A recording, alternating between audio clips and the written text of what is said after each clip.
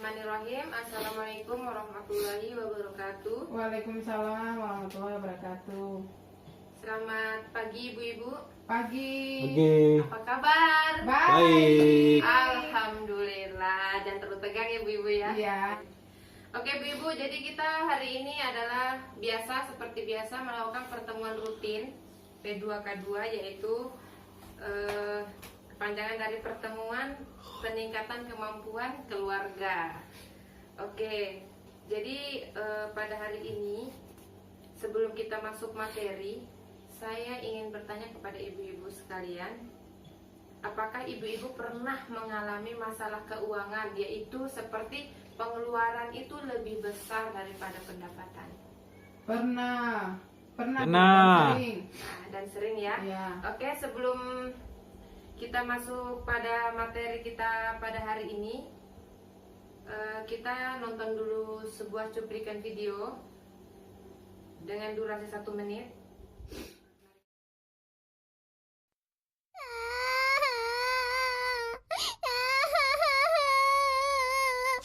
Bu, aku berangkat. Mana uang buat jajan dan tabungannya, Bu? Duh, ibu belum punya uang, Dewi. Bu, minta uang jajan dong. Ibu belum punya uang, Gus. Yah, Ibu, beli tasnya kapan dong? Aku kan kepingin punya tas baru seperti teman-teman. Apalagi untuk beli tas baru, ibu belum punya uang. Bu, ibu ada uang. Bapak perlu beli pulsa dan rokok. Aduh, Pak, ibu benar-benar tidak punya uang. Duh, bagaimana ini? Kebutuhan anak-anak harus dipenuhi. Belum lagi untuk belanja sehari-hari. Bayar listrik, pulsa telepon, sabun, rokok, bayar utang ke warung, arisan. Pusing.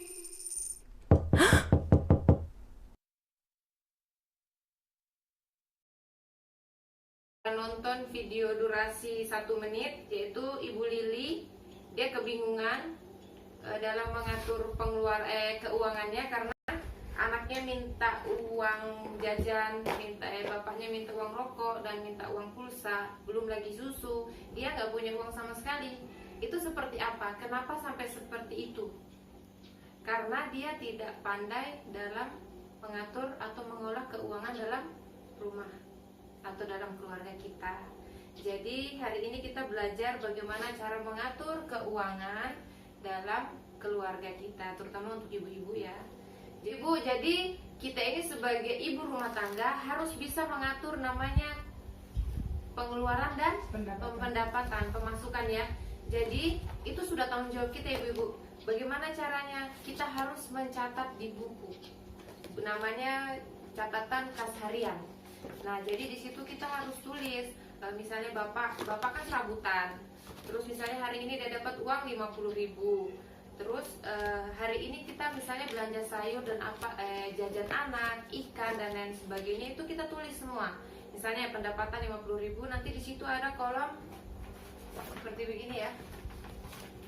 Jadi di situ ada kolom pendapatan, misalnya tulis 50.000. Terus nanti di sini ada kolom pengeluaran. Misalnya hari ini kita keluarkan uang 30.000, berarti masih ada uang sisa ya Ibu ya. Nah, di situ kita tulis uang sisa 20.000. Nah, 20.000 itu disimpan. Bukan serta-merta langsung kita belikan untuk kebutuhan yang tidak penting. Nah, makanya kita harus bisa bedakan antara kebutuhan dan keinginan. Jadi kebutuhan itu yaitu berupa makanan pokok, sandang pangan, seperti beras, telur, ikan, sayur dan lain sebagainya. Sementara kalau barang-barang kebutuhan keinginan yaitu seperti misalnya beli pulsa, telepon yang berlebihan. Nah, itu kalau bisa dikurangi secukupnya saja. Seperti rokok, bapaknya misalnya merokok, dia rokok 1 hari 1 bungkus, kalau bisa itu kan sebuah keinginan. Kalau bisa dikurangi karena rokok itu tidak sehat dan tidak bagus untuk tubuh kita, jadi kita harus kurangi. Nah, setelah itu apalagi contoh lain dari keinginan? Beli tas, beli baju, dan lain sebagainya ibu-ibu ya. Iya. Semua itu bisa ditunda. Tunda. Sementara kebutuhan pokok itu harus terpenuhi. Oke ibu-ibu, sudah paham sampai di sini? Sudah. Nah, oke. Jadi ibu-ibu, kita ini harus terampil dalam mengatur keuangan kita, sehingga kita tidak keteteran seperti video tadi. Ibu Lili keteteran dalam pengeluaran keuangan ketika butuh ini kebutuhan yang kebutuhan pokoknya yang harus dipenuhi, uang sudah tidak ada. Nah, seperti itu ibu ya. Nah, contohnya seperti mana tadi? Nah, ini kita harus tulis juga, misalnya contoh anak-anaknya kita kan sekolah nih, SD. Dia uang jajannya tiap hari 2.000. Berarti kalau selama 30 hari 60.000 ya. Nah, seandainya pada suatu hari anaknya ingin membeli jajan lebih banyak dari itu dan membutuhkan uang satu hari 5.000. Nah, itu kalau bisa jangan dipenuhi karena itu keinginan anak. Jangan kita turuti. Tetap harus kita kasih 2.000. Nah, seperti itu ya Bu ya. Jadi harus konsisten. Terus selanjutnya itu, nah, kita harus memahami jumlah pendapatan dan pengeluaran. Jadi pendapatannya Bapak berapa per bulan? Siapa yang bisa tahu per bulan pendapatannya Bapak berapa? 500.000 Bu. Nah, terus pengeluarannya bulan ini, Ya, bulan kemarin, pengeluaran itu Bu selalu kurang, jadi saya harus berutang. oh, harus berutang ya. Jadi di situ Ibu belanja apa saja? Pasti tidak ditulis ya? Enggak. Di situ ada kebutuhan toh atau ada keinginan-keinginan yang lain? Ya, setiap anak saya pengen jajan saya kasih uang Bu. Oh iya, oke. Berarti itu harus lebih diperhatikan lagi ya. Jadi kalau anaknya kita mau jajan harus sesuaikan dengan kesepakatan itu. Maksudnya kalau misalnya satu hari 2.000 berarti harus 2.000 ya Bu ya. Kita harus pandai dalam mengatur buku harian. Oke, jadi saya harapkan bulan ini Ibu tidak kekurangan uang lagi. Harus bisa cukup. Sudah tahu kan pilah-pilah bahan pokok apa saja yang dibutuhkan. Oke. Sebelum kita mulai lagi, saya mau yel-yel dulu. Kalau saya bilang uang tidak cukup, ibu-ibu bilang ya diatur dong. Ya, Oke. bisa. Saya tanya ya, Ya. uang tidak cukup. Ya, diatur dong. Oke, terima kasih.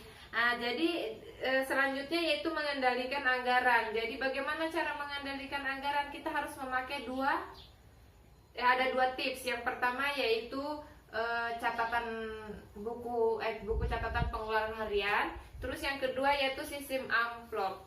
Jadi misalnya untuk beli sesuatu, jadi sudah di amplop, uang listrik taruh di amplop, uang pulsa taruh di amplop, uang jajan taruh di amplop, dan uang-uang ini tidak bisa digunakan untuk membeli barang-barang lain, kebutuhan-kebutuhan lain, harus untuk listrik saja.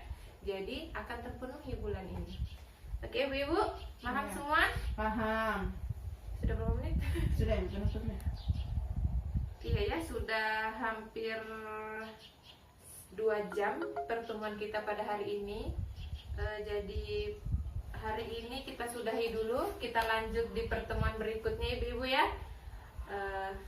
Semoga pertemuan kita hari ini bermanfaat, bisa digunakan dalam kehidupan sehari-hari, terutama ibu-ibunya dalam mengatur keuangan. Jadi nanti pulang sebentar beli buku yang tipis-tipis yang murah-murah, bikin kolom-kolomnya, kotak-kotaknya, mulai diatur ulang pengeluarannya. Oke ibu, semoga bermanfaat. Wabillahi taufiq wal hidayah. Wassalamualaikum warahmatullahi wabarakatuh. Waalaikumsalam warahmatullahi wabarakatuh.